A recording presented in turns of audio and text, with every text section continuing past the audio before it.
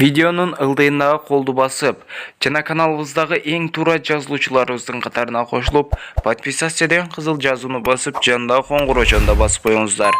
Кыргыз-Тажик чек арасындагы ок атышуу боюнча эки өлкөнүн өкүлдөрү сүйлөшүүлөрдү жүргүзүштү.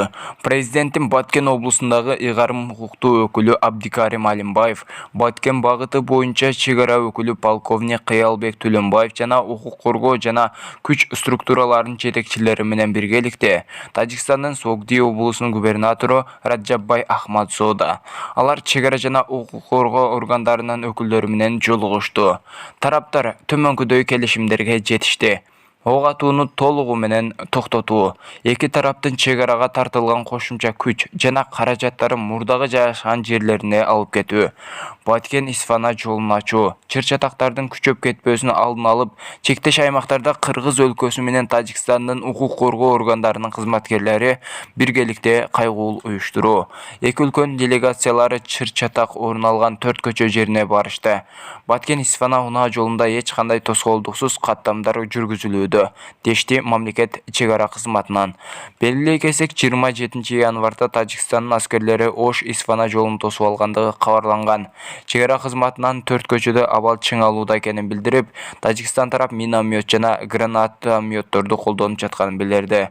28 январга караган түнү саат 00:20 карата эки тараптын аскер кызматкерлеринин ок атышуусу көчө бою жана Дахма жергилигинде болуп жатканы белгилүү болду. Ок атышуунун кесепетинен 7 кыргыз жараны жабыркады.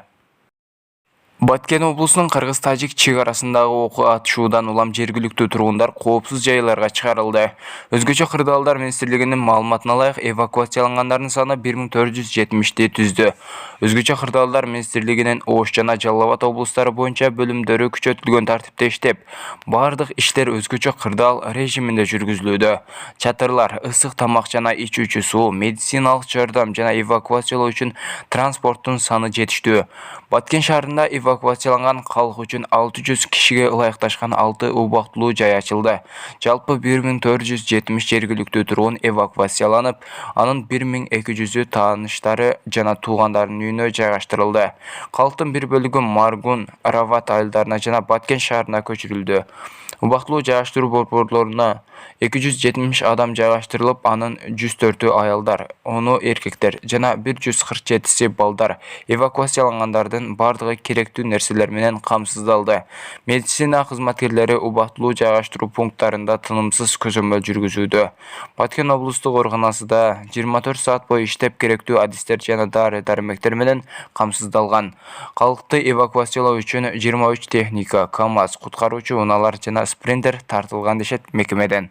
Кыргызстанда акыркы жаңылыктарды билип туруу үчүн видеонун ылдыйындагы колду басып, подписаться деген кызыл жазууну басып, жанындагы коңгурочону да басып коюңуздар.